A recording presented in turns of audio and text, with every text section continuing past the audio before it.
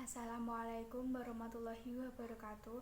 Perkenalkan, nama saya Ailsa Relvia Irawan, NIM B11121021062, Prodi Manajemen. Di sini saya akan menjawab soal UAS aspek hukum dalam bisnis. Saya akan menjawab soal nomor 1. Transaksi yang melandasi pembendaan jaminan fidusia atau kebendaan mengacu pada pengalihan suatu hak kepemilikan atas barang bergerak maupun tidak bergerak. Dalam pelanggaran jaminan perjanjian fidusia atau jaminan fidusia dapat mengakibatkan sanksi hukum baik pidana maupun perdata.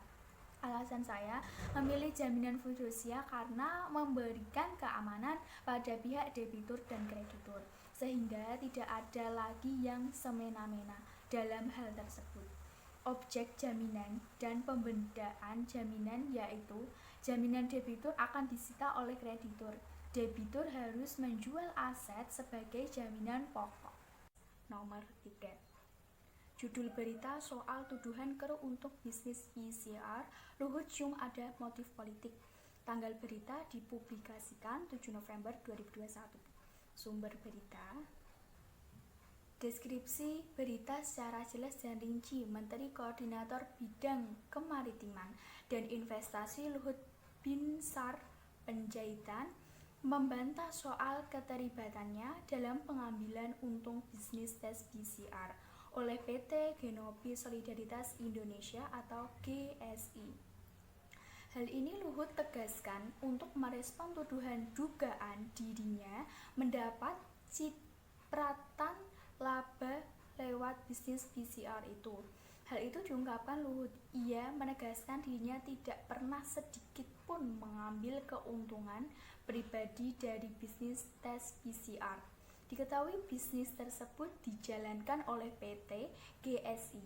Beliau mengatakan bahwa PT GSI tidak memiliki tujuan mencari profit bagi para pemegang saham.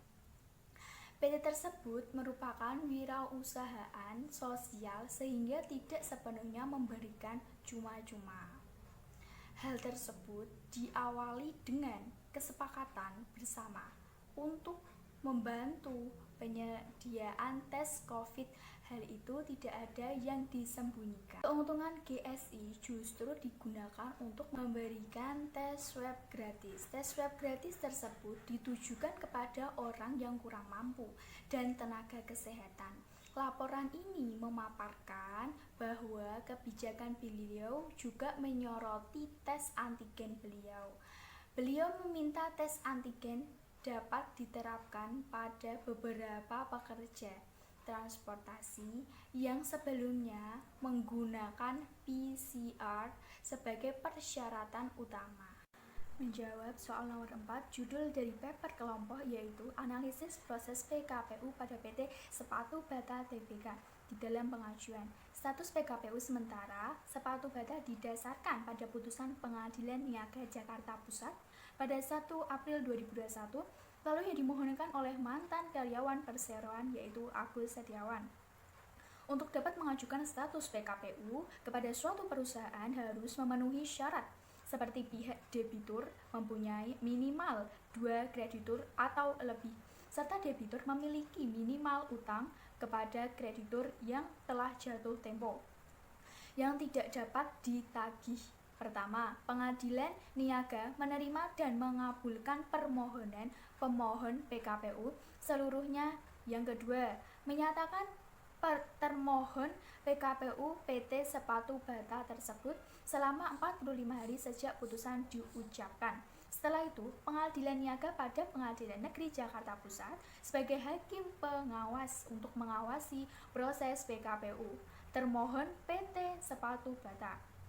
Dalam sengketa Pengadilan Hubungan Industrial atau PHI Jakarta, alasan dari permohonan PKPU kreditur ingin mengajukan permohonan untuk debitur karena mampu membayar. Pihak sebagai debitur Agus Setiawan, sebagai kreditur H. Agustaf Yunus SHMH. Dalam kontribusi saya berdiskusi kelompok ialah putusan mencabut status PKPU.